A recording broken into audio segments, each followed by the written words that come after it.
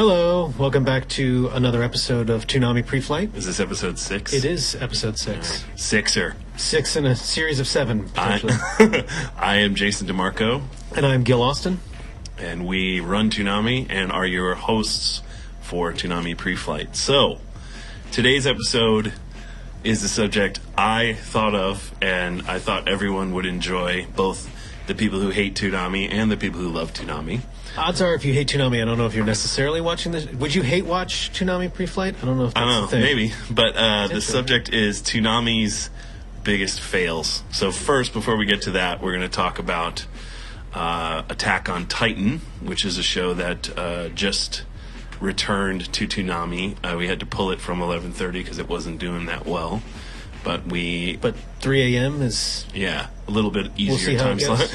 We like the show enough, and we still have the rights to it, and it's cheap to do so. So we're going to try to run it at 3 and see how it does. So far, doing well. Yeah. So One episode in, looking good. So we're not going to talk too much about the story of Attack on Titan because we don't want to spoil it for those of you who might be watching for the first time. But I did want to sort of talk about how kind of what we thought of it and talk about our promo and the reaction to it. Right. And we're even going to talk a little bit about the live action Attack on Titan trailer that was just released. So Gil, you've watched the whole series. What do you think? Why do you think it became sort of it's one of the bigger new anime shows that in the last 5 to 10 years? Yeah, I mean, I would say that this is the first show that we've had on where probably a majority of people would have already seen the episodes in Japanese before seeing them in English. The first of the new Toonami shows where they exist in the world sort of predating Toonami and especially our airing of them. I mean, I think that it hits a lot of people's sort of cultural trigger points where it's giant naked people eating. Yeah, I mean, who doesn't love giant naked people, sexless organs? Cultural trigger point. It's sort of a zombie show. It's sort of like a mech show. It's sort of like it sort of combines a lot of aspects in anime tropes that, in a way that hasn't really been done before. It looks really great. It looks new, which I think is obviously appealing since it is new. Yeah. It's obviously a hugely successful manga. Johnny Ray, one of our editors, was saying that this was probably his favorite anime, definitely since in the last 5 years or so, but he thinks potentially ever. And I was asking him why he feels that way. Yeah. And because he would volunteer to do the topical promos. He would want to know when the new episodes were coming in. He would want to see, like, no, I'll do that one. I'll do that. I'll do this. It's fine. I'll do this. And he said that it was because every episode ends on a cliffhanger and not in a sort of may happen, like really perilous. What is going to happen? I want to see how this is. And that's what I think. That's one of the reasons I think it took off so much is because every episode is totally constructed to end on this cliffhanger where you're like, it just makes it a really easy show to binge watch. Right. Which I guess potentially is one of the reasons why it didn't perform super great in reruns because obviously you then know what's going to happen. But the thing about it reminds me sort of Lost, actually, because I feel like it does a great job of creating this larger, mythos that they don't really tell you exactly why things are happening, and you're waiting to discover not only the mystery of why the Titans are even there or what they are, but also then the interpersonal dynamics of the individual characters and why certain things are happening to them. And they do a really good job of just parceling out bits of information. I do worry that, like Lost, that this story isn't really going to go anywhere that makes sense. But that's something that I think there's a whole thing with, in general, RPGs. It's a lot of that is not so concerned with resolving plot points in a clean way. Right. It's concerned with, just telling a cool story. And whereas I think it's the journey that's important. Yeah, I think the American tradition is like wrap it up with a bow or you totally failed. Right. And the Japanese tradition is more just this is an interesting story. How do you think that Chris Hartley, our director of production, who's a huge Lost fan, how do you feel like she would have? I doubt in full disclosure, she has seen many episodes of Attack on Titan. She's seen a couple. I mean, she actually remarked to me that she was wanting to know what happened. I mean, like I said, it's got a good, it's similar to Dragon Ball Z in the way that they protract storylines and battles especially forever, but even within that they always give you like a at the end, and I think that's sort of the key to why it's caught on, along with all the things you mentioned. And you're right, it was, and that brings us to sort of to talk about the promo a little bit. It was one of the first shows that Toonami aired that was a quote-unquote new show, but yet had already been seen by a whole huge... was also a known show. Yeah, just had a huge engaged fan base who were basically telling everybody to watch it. And when we aired it, a lot of that same fan base was mad because they didn't like the dub. Yeah. And they were pretty much already ready to hate it. But a lot of those, I don't think is fair. No, that's totally not. Everybody's fair. a stranger until you make a friend. But I think a lot of those people forget or don't care that Toonami's function is not just to an anime delivery. It's service. Not just anime. It is an anime delivery service, but it's one for people who haven't seen it. What they forget is when you're watching Adult Swim, there's around 2 million people watching at any given moment, and most of those people, or a large number, can be people who have never seen Attack on Titan before. So what we're trying to do is not only show it to the people who might want to see it in English or see it again, but expose it to a whole new audience. So that hostility that mostly weeabos have, we just kind of ignore it. But it was interesting that when we were premiering the show, we were premiering a show with a set of expectations that already existed, as opposed to what we were used to from years of Toonami, which was we were among the first people putting something into people's homes. Well, do you want to show the promo and let's show our original promo, and then we'll talk about it a little bit. 100 years ago, the Titans arrived. And just like that, everything changed. We knew home was a pen, humanity, cattle. In the aftermath of that reckoning, humanity struggles for survival inside a great walled city. Eren Yeager has spent his entire life inside those walls, wondering what's on the other side. We live in a cage. All we do is eat and sleep. Unfortunately, he's about to find out. It's impossible. That wall's 50 meters high. Because the Titans are back. And they only want one thing. To devour every human on Earth. The entire city's as good as dead. Shut up for a second.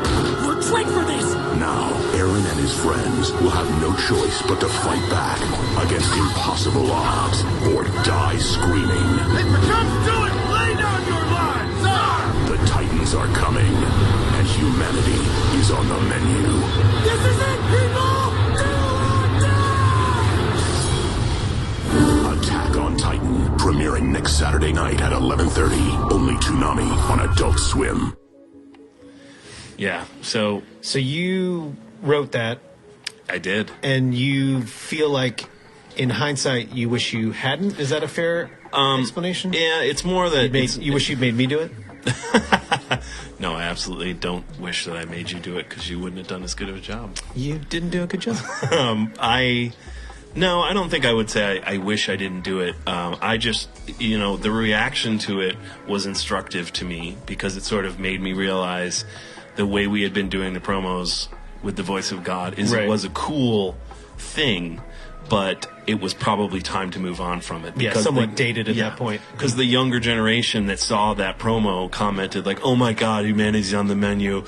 Oh, the voiceover is so cheesy." Like, I felt like it probably could have been made in a way that was more suspenseful and played to the fans shows, more. Yeah. And I also focused on the horror angle, because that angle of the show to me as a horror fan is really interesting. The idea of giant naked people eating everyone is so scary and awful that, like, to me, I was like, this is a suspense horror show. This is my nightmare come true. Yeah, But even in retrospect, maybe that aspect isn't even what people really like about it. Maybe they like the adventure aspect or the fact that there's this mystery about why the Titans are there, and Yeah. what I was trying to do was set up the universe, but then people complain that it's not a giant walled city, it's countries, stuff like that. But so I don't really care about dub haters or Sure. people like that, but it was instructive just that It was potentially a time to start making promos in a new way. Time to start moving on. And I actually think for that reason, the teaser was more successful, and I really like that teaser, and I wish that I had... One thing I do wish I had done was been able to sort of bring the feeling of that teaser through the trailer, which I kind of wasn't able to do. Let's check out the teaser. Okay.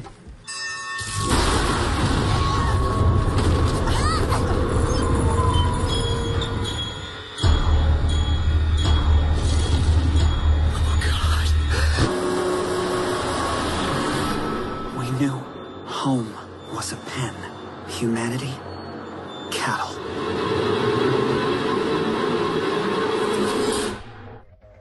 I love that, because that's Yeah, pure horror. and that's definitely way scarier. I mean, even just sitting here, I was a little nervous. But the fun fact, I was on a road trip, basically working, doing other stuff for Adult Swim at the time in Chicago, and I was writing these promos in a hotel room, blowing through episodes, and I was listening to tons and tons and tons of different classical music, Gorky, and different composers that do sort of atonal music. So I had this whole playlist of an hour's worth of scary atonal music, and Penderecki and Berlioz, all these composers that do sort of atonal classical. And at one point, I ordered room service, and the guy brought the food in, and I was blasting this and my waiter, I'll never forget the waiter being like, "You having a party up in here?" He just thought I was a crazy person. I was like, "It's for work." He's like, "Oh yeah?" party for one. Yeah. But anyway, so I think that was not a fail, but a good lesson for me. Maybe a fail, I don't know. No. But so actually, this brings us to another thing which people are talking about with Attack on Titan, which is they're doing a live action. Attack on Titan is huge in Japan. It's huge worldwide, but there are multiple novels. There are 2 different prequel mangas. There are OVAs. Right. There's almost outsold One Piece for the first time in 10 years. The only manga that's ever sold as many copies. And then so there's a live action movie that was announced in 2011, and it's coming out, I guess, this year. So they released a teaser that everybody's talking about. So let's look at that teaser, and we can talk about that. 100年以上前、突如現れた巨人たちによって人類の大半は食われた。生き残った人類は巨大な壁を作り、平和に暮らしていた。世界は残酷。僕たちが失敗したらそれで人類は終わる。進撃の巨人。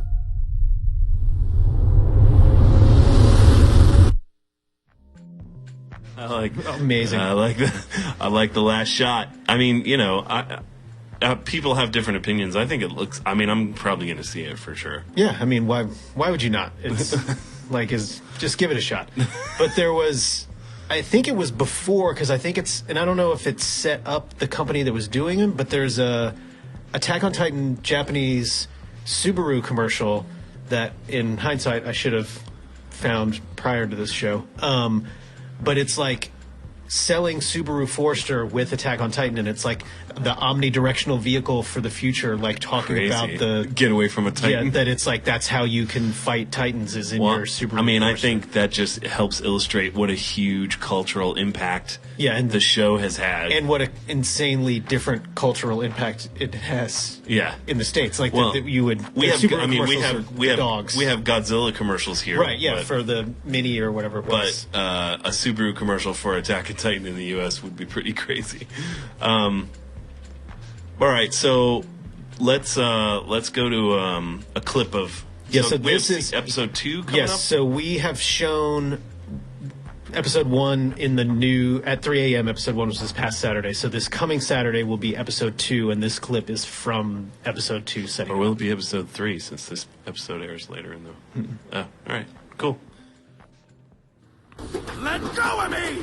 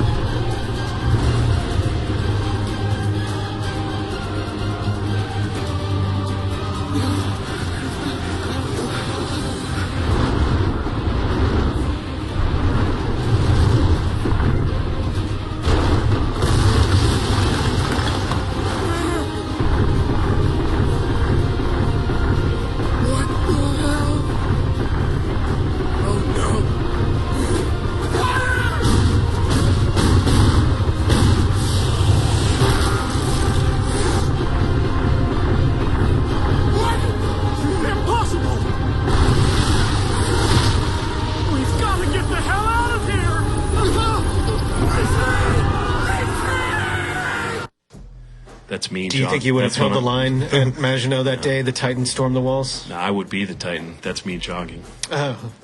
No, I don't think so. You'd be the lumbering Titan. I would be the lumbering Titan. So we actually have the Subaru commercial. Sean, our tech guy, has the internet. Has the internet, and he pulled it up. So why don't we check this out? This is a Subaru. So Subaru, call us if you're looking for sponsorship opportunities, because we're giving it away for free. Here, check this out. Subaru Confidence in Motion ウォールマリア内地山岳地帯フォレスターはレイアウト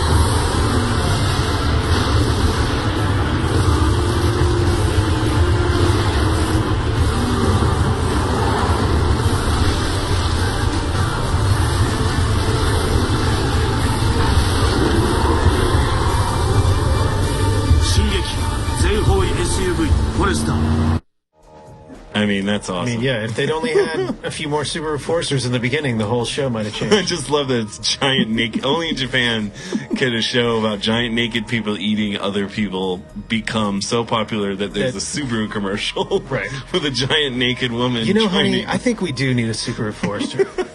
That's pretty cool, though. All right, so that's all things Attack on Titan. I'm psyched we get to show it again.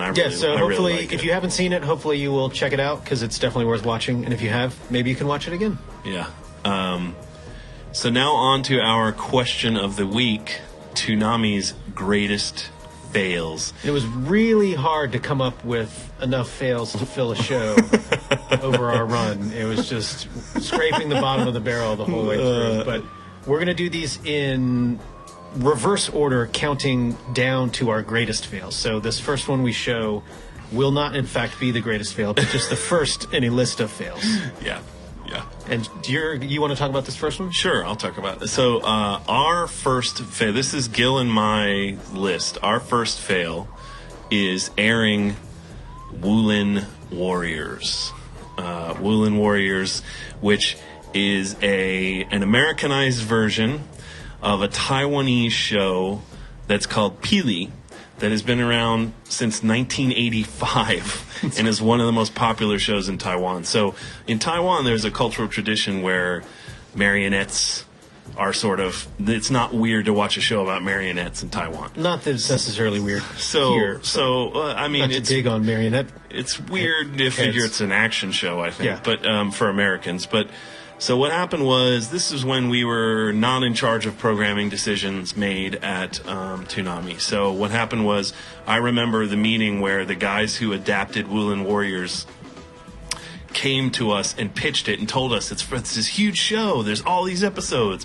We're making 13. We're rewriting it to be right for American audiences. And I distinctly remember feeling in the meeting, this sounds like a really bad idea. And they asked our opinion. Our head of programming at the time asked our opinion. What do you guys think? And we said, this looks like a disaster, and we don't want to do this. And they said, cool. And then they went and made the deal anyway. So they got it super cheap, I think, because I think they told them, like, hey, we're kind of on the fence. And they said, well, just don't pay us a lot of money. Right. So I remember distinctly them telling us, look, we're going to show it. So figure you got to make it. Get right with it. And the next thing we said was, we're not going to make a promo for it, because we thought it was And then the next thing they said was, you have to make a promo for it. They said, you're making a promo for it. And then we said, okay. So what we did was we made a promo in less than 2 days that we totally, I will confess, normally, if I'm told to dig a ditch, I will dig the best ditch imaginable.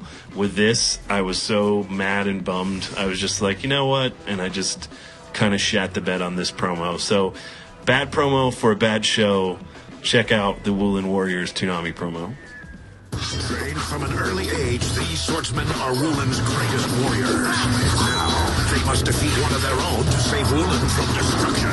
Wulin Warriors, Saturday, February 4th at 8 p.m. Only Toonami on Cartoon Network. Adult Swim should potentially pick Wulin Warriors back up for the 4 a.m. block, because I think it would do a lot better as an ironic puppet show, marionette show, than it would as a afternoon kids action program. I mean, the sad thing is, from what I've seen of Pili, it's not bad. Right. This is not that. This is just completely ripping This is what people complain about when they complain about dubbing. Yeah. They completely took it apart, rewrote everything, changed every character, and tried to make it hip and cool for younger kids. Gave the mute guy a voice. Yeah, just destroyed it completely. So this was never going to work, and it was pulled from Toonami after 2 episodes, but many people remember which is definitely more work than just leaving it on for the week, and is fairly unprecedented to not just say, okay, we're going to leave it for these 5 days, but after this, it's going to be... Yeah, it did so bad. It was just like, nope. So let's actually, I want to show you guys a clip from the show itself, just so you can see the level of shittiness that we were... Yeah. We'll have to dump that. Warriors, selected as children for their exceptional promise. These mighty young warriors have spent their entire lives at my mountaintop academy. As their sensei, I have shown these young men the way of the sword. Their fighting skills have made the Wulin warriors the pride of Wulin. Lone Sword, Scar, Phoenix. Though still young, they are already 3 of the finest swordsmen Wulin has ever seen. But beyond the academy, things are changing. An aged anger returns to Wulin. A shadow takes hold of the skies. Darkness encroaches. This new threat will force the Wulin warriors beyond the confines of our mountaintop academy. And eventually, it will force them to call upon a power even greater than themselves. The power of the stars.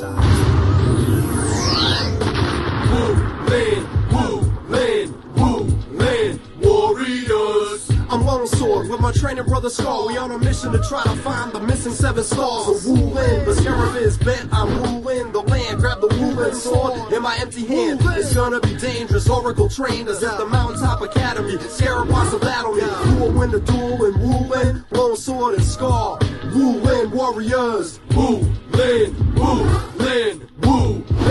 warriors. Horrible. Like, even with them explaining it, I have no idea what. Oh, I mean, not even that. I mean, it's the terrible VO and then the sub Wu-Tang wannabe. Yeah.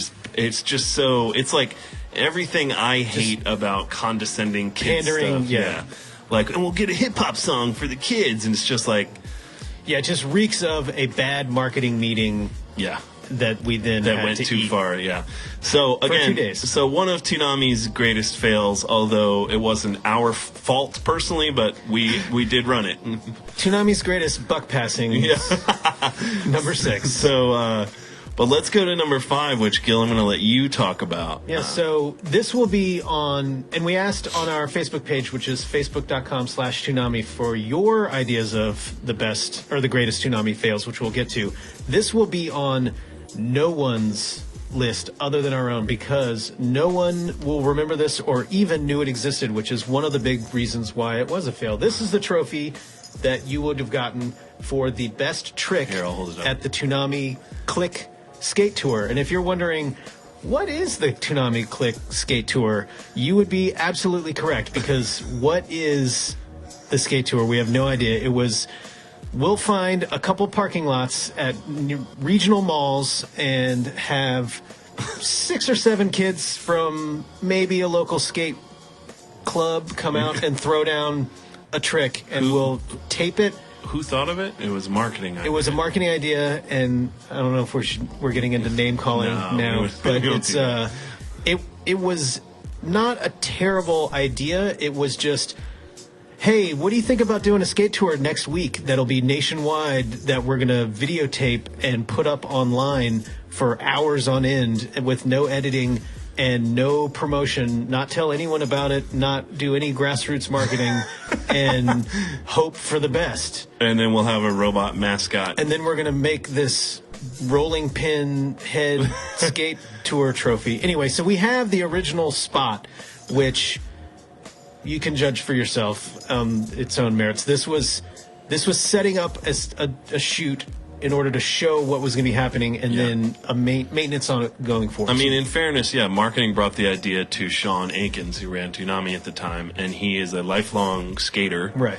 And is the reason we interviewed a lot of skaters. And he, I think, hoped that, at its surface it was kind of weird, but it was a way to promote Toonami, and maybe we could do some cool stuff with skating. So and hook up some local kids. But it was, if we'd been given $1 million, then it could have potentially worked. The fact that we were given 75 cents in a week is why it failed utterly. Yeah.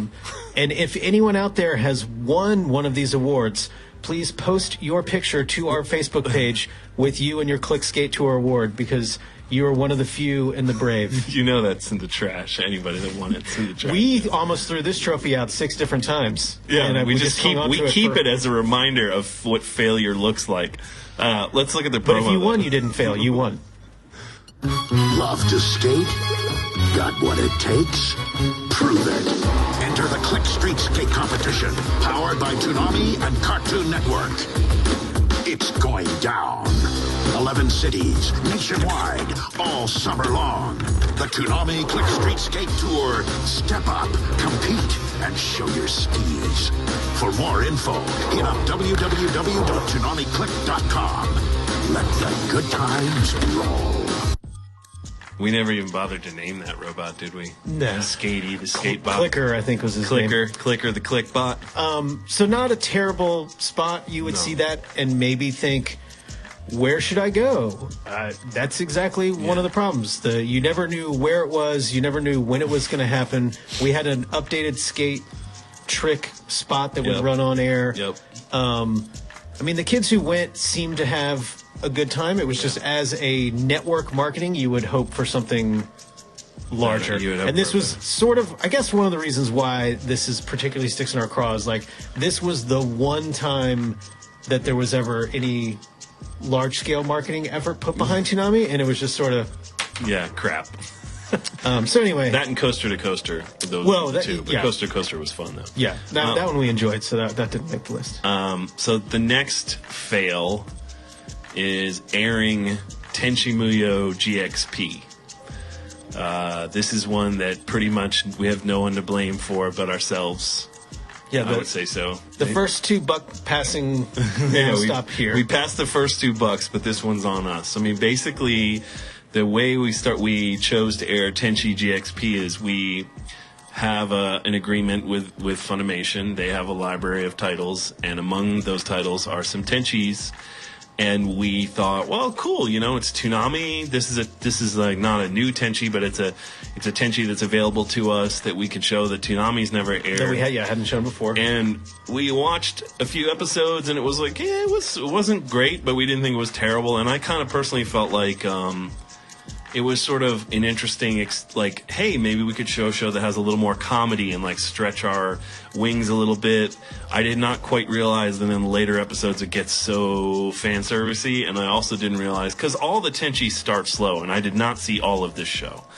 I thought it would do what all the other Tenchis do, which is that a show is just such a ridiculous asshole that it just never... It was like the same joke over and over and over, and it just wasn't very good.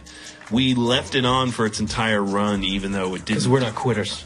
It didn't do well, but we wanted, the people who did like it, we didn't want to screw them over, so...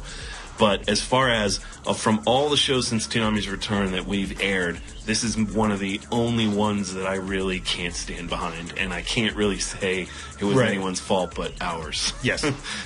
So we didn't even make a promo for it. We owe you a Coke. Because we didn't have time to make a promo for it then. But I will show you guys a promo that we found for it, so those of you who haven't seen it can get a sense of the show.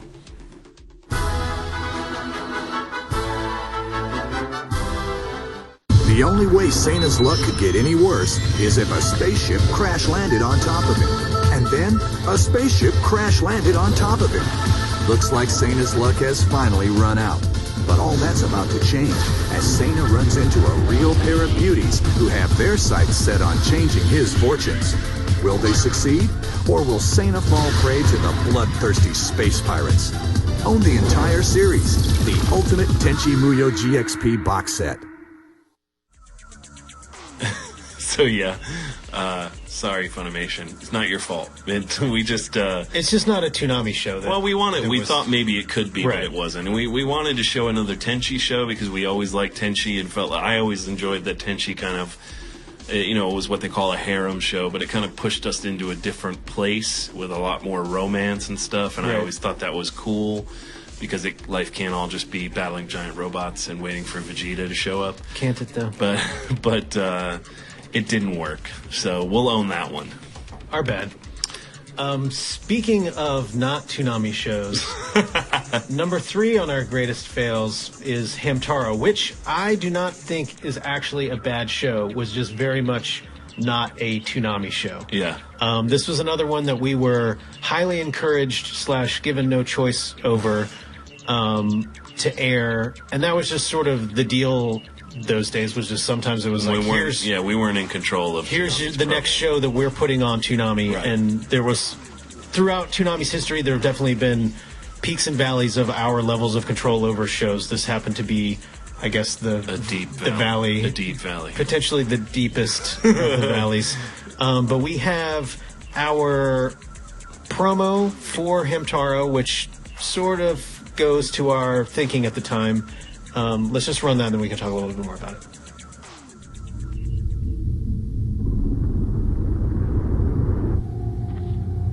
Oh, chicka, chicka, chicka, when you're in the jam. Remember I'm your ham. What's going on here? Oh, cushy, cushy, cushy, remember I'm your... Well, they are kind of cute.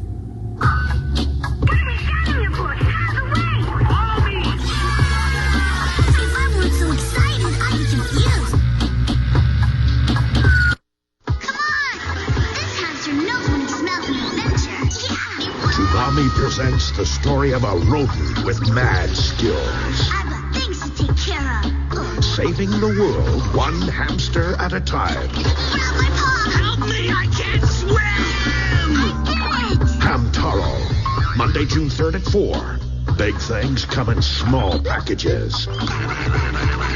Only Toonami. If I weren't so excited, I'd be confused. So, yes, I mean, there's a lot of peril in that promo, though. You really feel the danger and the excitement. I worked on that promo, and I tried at the time. I originally wanted it to be a auto-tune song. Like, I wanted to be... I tried to auto-tune my voice going, one hamster, but I don't have enough vocal range because I'm not a singer, so we abandoned that. And then I decided... well, let's just lean into it and have Peter Cullen, the voice of God, on the VO and pretend like it's this big epic show, because it's quite obviously not. And I even remember asking the Ed Bear, who we mixed that with, an audio guy that we used to work with, shout out Ed Bear, to add that boing, boing, boing, boing on the logo, because I was just like, this show. So that was like, I like Hamtaro. Yeah. I like the show. Not a bad kid show, good... I mean, it's fun. I mean, it's a good show, yeah. My beef was that it's not a Toonami show and so sticks out like a sore thumb, like that we were just angry. And you could tell, like, only at our network could we make an open where we're basically like, what is this bullshit, and get away with it. Right. You know? Luckily, despite the fact that we were told what shows to put on, no one really ever watched what we were putting on, so we could just make fun of our own shows. So that was a small success wrapped up in a larger failure. So now we're on to our two biggest fails, and we definitely think that this is the order of these. However, in Toonami fandom, this may be an inverse. Yeah, but we'll talk about your guys' selections on it that you posted to our Toonami Facebook page after this. But here we go. So, number 2, Tom 4. Now, for those of you who don't know this story behind this, basically, Toonami, obviously our host is Tom the Robot. Over the years, we've had many different Toms. I think we've had 6 Toms total. And you can see behind us, that's Tom 4. He's got kind of a shit-eating grin. But, so basically... how this happened, we should just tell the story of how this happened. Right. So it was as we look at what we did. Like the technological advancements of making Toonami animation far and away outstripped any other television show, certainly any other kids television show, but I think that our 3D effects team was executing animation at a higher level than any other. We were using software that no one else uses for anything other than movies, which is RenderMan, to the point where we couldn't even have other people work on the show because they technically couldn't do it. Yeah. So the stuff, whether you agree with the designs or not, looked amazing. Yeah. But the design is obviously a huge factor in why people don't like this. The feeling at the time from Sean was very much that he wanted to have Tom have a face and have a larger group of characters and have it be more of an ensemble piece. Yeah. And from a network perspective, they were looking to age. Yeah, Toonami had been on for a while, and Tom kept getting older, and at the time... But the kids keep staying the same age. Our demographic was skewing too old for the network. They wanted us to make an effort to keep appealing to younger viewers and not lose those new kids. So Sean, one of the reasons Tom changed a lot and the graphics packages changed a lot is because Sean, who ran Toonami, got bored a lot and kind of kept pushing us to do new things, which is great.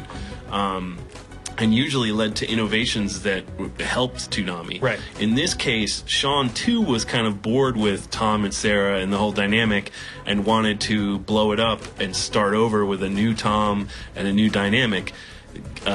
He was the person who wanted Tom to have a face, totally disagreed with that, and felt like we don't have enough staff to animate something every week and keep it fresh. You may or may not have noticed that we do not actually have new animation of Tom every week. Very often. But we do have new things all the time, and sort of the whole way that Toonami was structured, which Sean sort of set up, was that we would make a series of animation when we had the money, and then we would repurpose that moving forward, and then when we got a new batch of money, make a new batch of animation.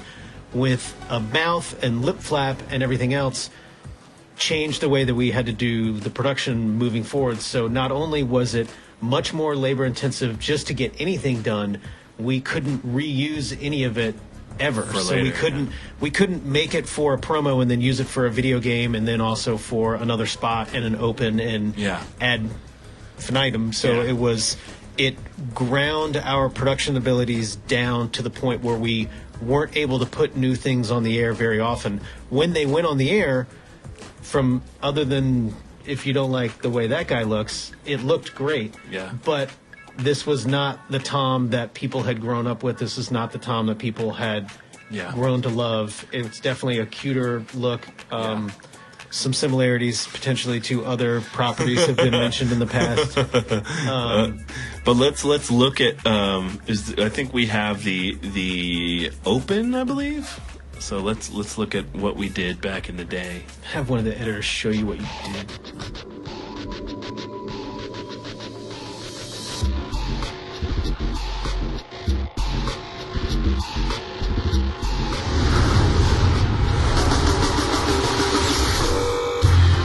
Ready to make the magic happen?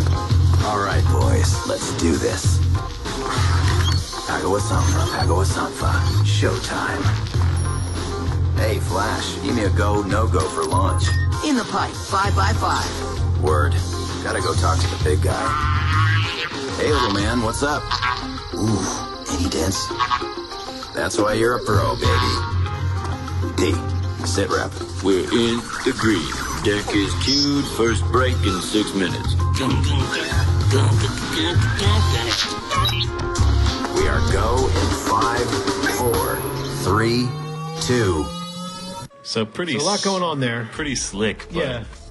Tom Kenny, voice of SpongeBob, as D, my named favorite. for Dennis. My favorite character. It was just a little overly ambitious, I would say, for a scope perspective. As a design element, not what Toonami fans had come to expect or appreciate. Yep. So that's where it was. Yeah. I mean, I certainly didn't. I mean, we did the best we could with sort of what this was, but it sort of wasn't mine or Gil's decision, and we were just doing our jobs, basically. But looking back, he is my least favorite Tom design, right. I think. it's still Steve Bloom, so it still felt like Tom to me, and certainly when we wrote it, it felt like Tom, but he doesn't look like Tom. Yeah, and just sort of the addition of more characters sort of changed the dynamic and changed what Tom was doing and how he was represented to the fans. And I think as a viewing experience, after whatever 7-8 years of seeing Tom on a spaceship pushing buttons, telling me about the shows with Sarah piping in once she came in, that this was definitely not that. So and now, drum roll please, on to Toonami's biggest fail. Number one fail is Toonami got canceled. And there was debate over whether we should have 2 L's or 1 L, and I said 2, and looking at it, I think we should have gone with the 1 L. Yeah, so you can spell Vanessa, it either way. So you're right and I'm wrong. That's the type of detail that keeps Gil sharp, ladies and gentlemen. It's that attention to detail. So yeah. There's a lot of theories out in the world. Almost universally, all of them are incorrect on why Toonami got canceled. Yes. Illuminati conspiracies to our pizza franchise didn't take off the way that we had anticipated. But basically, it was TV shows are cyclical and ratings drive television. And when people stop watching things get canceled. And that's sort of the nature of all of the TV business. Yeah. There's no one's going to take off hit shows out of spite. Yeah. On any TV network ever. So whenever you're upset that your show isn't being shown anymore, it's because no one else agreed with you. And you're not necessarily wrong. It's just television is serving up to the masses. So there's a lot of reasons why anything gets canceled. Yeah. But yeah, we were basically, when Toonami got canceled in 2008, we did not know until a couple weeks before. We didn't know until a couple days before, but we knew the writing was on the wall that it was coming. Right. It wasn't a huge secret to us. We had created an ending piece because we wanted to have something run and not just have it go You and off I the did. air. You and I, we actually did it kind of in secret. We didn't tell anybody that we did it, and we actually built the ending with the silent bumps at the end of Samurai Jack. We did all of that sort of without telling anybody, and then when we showed it to Sean, and we're like, here we have this, and we just decided to air it. So, and my memory of this, and this could be inaccurate, but my memory is that this was not too long after you had started, you were active on Twitter, and people were interacting with you for, why don't you put this show on, as your personal Twitter account became, and you sent out a message, something to the effect, wanting to let people know that there was there, and it wasn't like, hey, check out this amazing thing at the end, but it was just like, stay tuned for a message at the end. Yeah. And I think universally everyone thought there was going to be some big announcement of something positive. Something and whatever good. whatever you personally felt like was going to come out of Santa Claus's bag was what you thought that announcement was going to be. Instead, you got a big old lump of coal. Yeah, it was a steaming lump of coal. So this is our finale piece. Our farewell to the fans. That we thought was going to be the last thing that ever aired. Well, this is the end, beautiful friends. After more than 11 years, this is Toonami's final broadcast. It's been a lot of fun, and we'd like to thank each and every one of you who've made this journey with us. Toonami wouldn't have been anything without you. Hopefully, we've left you with some good memories. So, until we meet again, stay gold.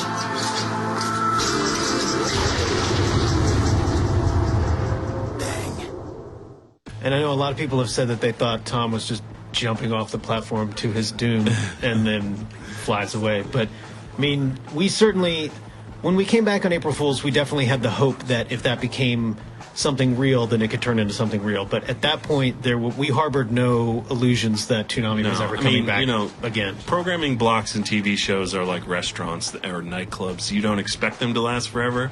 You expect them to be as successful as they can, and most of them come to an end at some point. And we weren't, and the writing had been on the wall, and we weren't.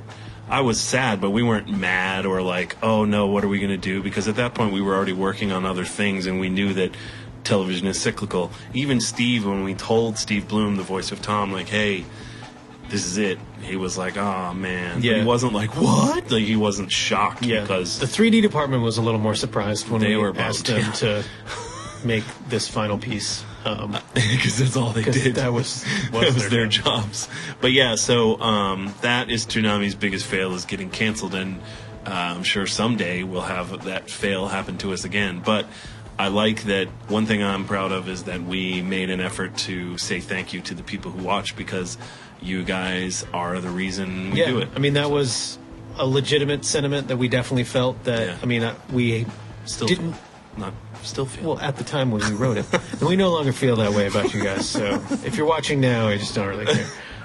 But no, I mean, that was definitely the sentiment that we felt. And I think that was, I mean, every week, month, couple months or so, we would get this is what everybody's sending in on voicemail. These are what all the emails are about. And as the media changed over, eventually it was like, these are all the Facebook posts and Twitter. And all of them, in the top 3, there was always bring back Toonami for years and years and years and years and years. And we would see that and just be like, it's not happening. Like, sorry. But it did, and here we are. So thank you very much. So yay! So let's go to your Toonami, your guys' top 5. Yeah, so first fails. is the Toonami Facebook top 5 fails. So let's leave this up for a minute and look at this. So number 1 is our number 1, which is what, getting canceled. Number 2, I completely don't understand where that is coming from and disagree. Yeah. Bobo is one of the best things we've made.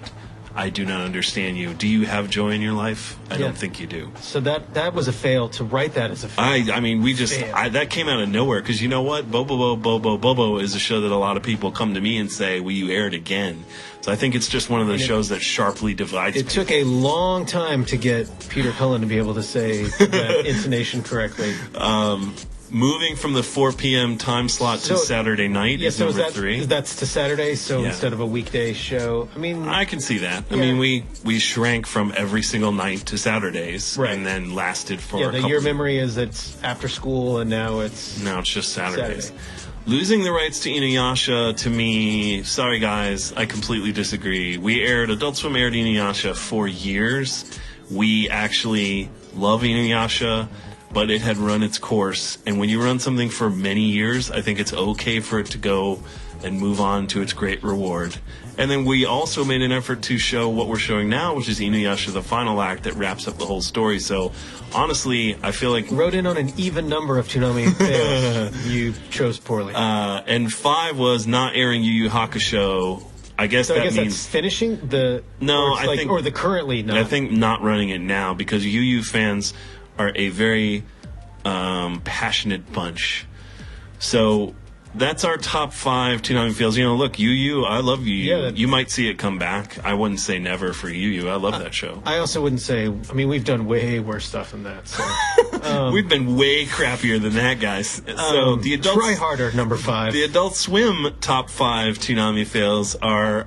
there were some hilarious ones because it's Adult Swim's Facebook page, so it was like, existing major fail that you even exist. Showing dubs. Like... what I would expect on the Adult Swim Facebook page.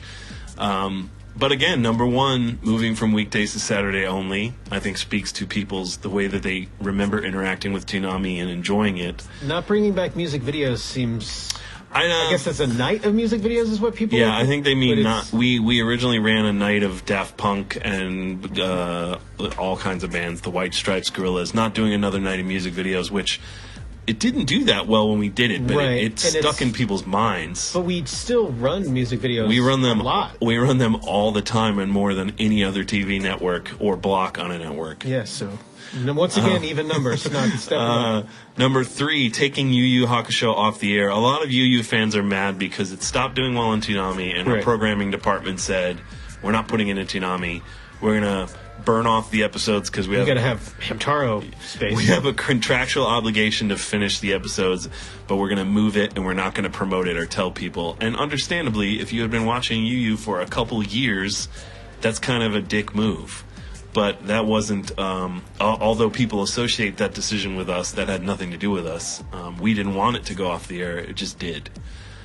So not a personal failure, but we'll accept sorry, general Yu-Gi-Oh fans. Name blame. Number 4 is not re-airing Gundam, which I agree with. It is a fail, but unfortunately it's not our failure. It's the failure of the parent company who owns Gundam, who isn't really interested right now in trying to get Gundam at least onto our TV network. So we hope to one day be able to air Gundam because we love it. But right now it's just not possible. Of course, everyone doesn't know that, so they might think we're just choosing not to air Gundam, but that is definitely not the case.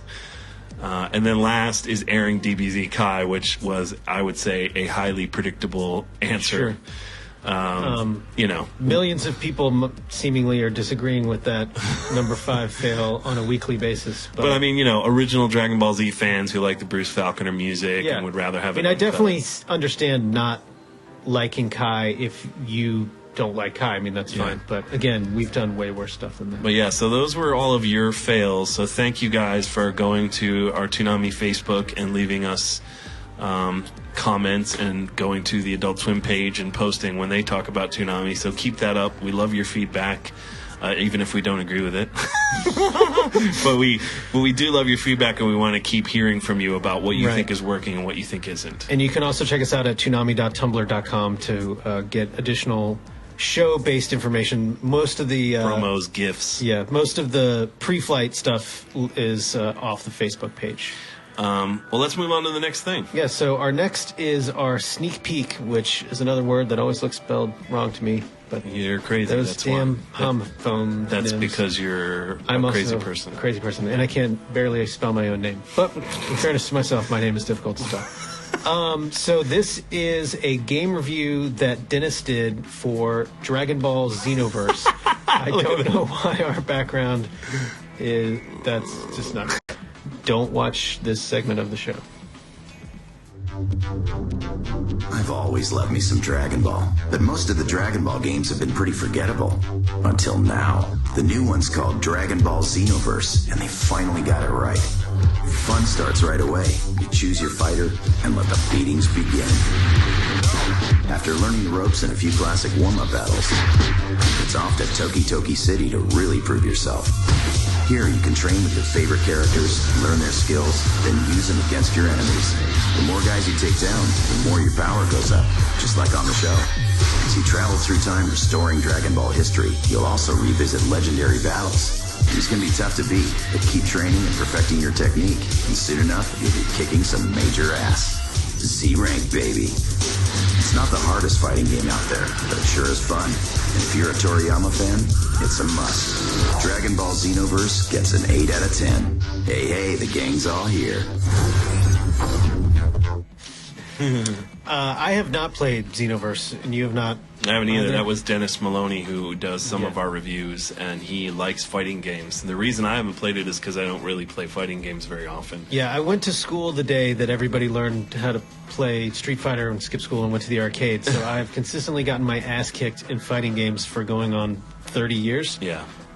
So I don't do things that I don't like. Yeah, but the game has gotten good reviews in general. Yeah, it looks fun. And we felt like it was time to sort of do a game review for, there's all kinds of licensed games for various Toonami shows, but usually they're not great. And this game's gotten a decent amount of acclaim for being a good licensed very much game. in the universe, and mechanic-wise seems like a fun fighting game. If you like fighting games, and there's nothing wrong with fighting games, I just am not good at them, so I don't do them. So yeah, that was Dennis's contribution, and so, yeah, that'll run this Saturday night in. Oh, I wonder. I guess we don't have KidVid anymore. So yeah, it'll run inside DBZ Kai in that first break. And then our next segment, we are hearing from Dana Swanson, the voice of Sarah, and she has a new installment of Mobile on the Move. So she's going to talk about a couple games she is super into, a couple mobile games. So let's go ahead and hear from Dana and her current episode of Mobile on the Move. Here we go. Hey, what's up, everybody? It's Dana Swanson, the voice of Sarah from Toonami. I'm coming through the internet. It's Mobile on the Move. Mobile on the Move. Mobile on the Move. So today, I'm here to talk talk about 2 games. A Dark Room for iOS and The Ensign, its prequel, also for iOS. I played these both last year, and they are 2 of my favorite games, so I really, really wanted to go back through and play them both again. So Dark Room is what's called an incremental game or an idle game, and that's a type of game where you may walk away and let some stuff happen, and you come back and, oh my gosh, I have a bunch of wood, or oh my gosh, I've got a bunch of fur. Where'd that come from? Let me check my traps. Cool.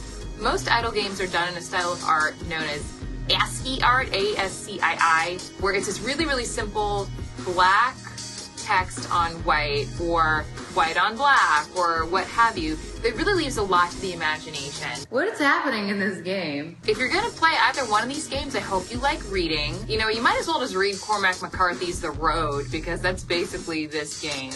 Allow me to read some selections to you. Nightmares won't stop. Flashes of a compass. The thirst to explore is unbearable. Both of these games are really minimalist. You wake up in a dark room and you stoke a fire. It seems at first like there's nothing to it. Some people on the App Store actually wrote into the developer and they're like, this is a ripoff, nothing's happening.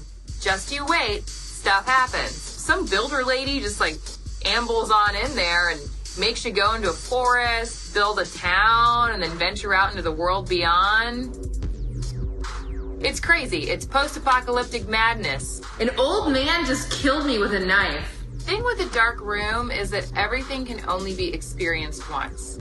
So there are a lot of things that I remember being surprises when I very first played it, but during the replay weren't as exciting. They were still memorable and fun. Those shocks and those like, oh my gosh, I just got killed by what? They didn't hit as hard. Within both of these, as the game goes on, you discover who all of the characters are, or maybe some, not everybody. You discover who you really are with some of the choices that you make. Maybe you push your villagers too hard. Maybe you locate a portal reference or you don't. Maybe you 100% all the way. Let me tell you what, I am not hell-bent on 100% on either of these. I've tried and it's hard. You venture into all these different houses and caves and cities and schoolyards. You fight gaunt men and you take their teeth. You fight feral terrors. You fight all of these things that are really left up to the imagination because, hey, guess what? You're just reading it and you're touching a button like this to say that you're punching or slashing. This is a mystery wrapped in a riddle, wrapped in a game I bought, wrapped in a text. Just a text from a friend. Within the Ensign, which is the prequel, it's a little bit easier to play multiple times because you are being asked to do you make different choices? Do you take food or do you not?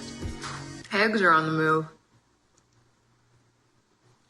I give the games as a suite 8 out of 10 pieces of cured meat. They'll open your mind. What? Where am I? Okay. This is Dana Swanson signing off. You can drop me a line at YouTube, Twitter, or Tumblr at @DanaIsAGirl. Jason, do you think you would push your villagers too hard in those games? Oh, I know I would. I would. My villagers, I've played it. My villagers would die. They did die. I pushed them too hard and got what I wanted out of them. They die. I mean, as long as you don't die. I mean, in a post-apocalyptic scenario, I'm not going to be the charitable Jason you see before you right now. Good Lord. But thank you so much, Dana. That was great.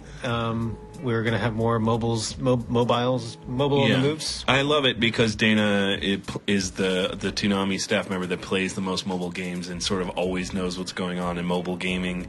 She plays a lot of Steam games, and you and I are more console guys. Like, just being honest, I don't play that many app games because I don't use my phone that way. It's mostly my phone is mostly used for business. So when I am not working, I try to have leisure time. I try to have my phone away from me because otherwise I'll be on Twitter or working.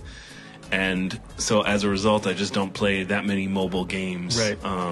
Yeah, and we are lucky enough to be able to play console video games during our workday. So instead of sneaking off to the bathroom to play mobile games for an hour, we can just do it in our offices. But Dana prefers mobile games, I think, to some degree because she likes the compactness of them. And so she's always got a good sort of point of view on them. So I'm glad we get to finally do some mobile game reviews because we can't do them on air. Right, so. But you'll see more from her, and I think next week you'll see a Bloom Room.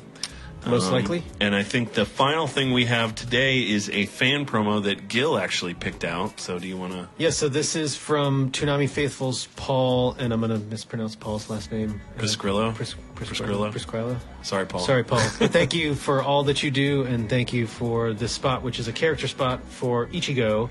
And like some of the other fan promos, like it's definitely doesn't feel like 100% a Toonami promo, but definitely feels like other than it being a scratch track spot, would be pretty much. It gets pretty close. You know, we don't really do character. People always ask us to do character promos like we used to do, but we don't do them very often because most of our shows have so many characters. It's like you'd have to do 20. And it's also, we just don't have, we don't have that much time to make them, but we also just don't have a lot of time to air them. So it's typically we're either doing a lineup promo or a show promo or a game review. To maximize. To be able to, have it be enough of a piece, but there's just not room to do multiple things. So, but this is a fan promo in the style of the ones we used to do for shows like Dragon Ball Z and Gundam Wing, and it's for Bleach. So let's check it out. I'm not done yet. Ichigo Kurosaki, a substitute sword bearer. He gained power by mistake, and he now must learn to harness this limitless power, or risk losing not only his friends, but everything around him. Bleach, every Saturday night at midnight. Only tonight on Adult Swim. Yeah, that's a solid. Yeah, even Toonami used the promo. trademark Adult Swim, which means that was off of a sales spot because we never used the trademark. The TM, but you guys did great. And again, as Gil said, thanks to Toonami Faithful for everything they do to continue to help Toonami trend, to continue to support, to continue to make a weekly podcast about Toonami, which is just bananas to me still. As we do a weekly. I know. And they have more Twitter followers than I do, so nice work, guys. Step up your game. I know. But that's our broadcast for this week. So yeah, hopefully we won't have a weekly Toonami fails. It'll just be every decade or so. We'll be able to squeeze enough failure out to make a show, but hope you enjoyed it and hope you tune in this Saturday. And we'll see you next week for another pre-flight.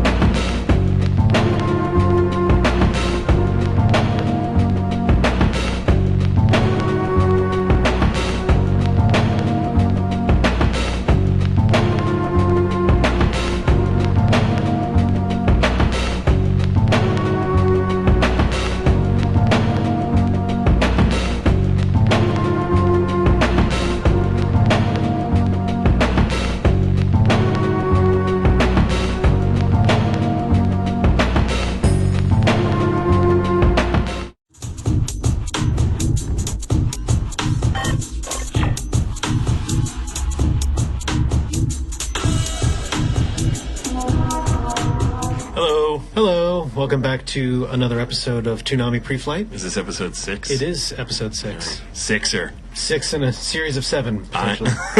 I am Jason DeMarco. And I'm Gil Austin. And we run Toonami and are your hosts for Toonami Pre-Flight. So, today's episode is the subject I thought of and I thought everyone would enjoy, both the people who hate Toonami and the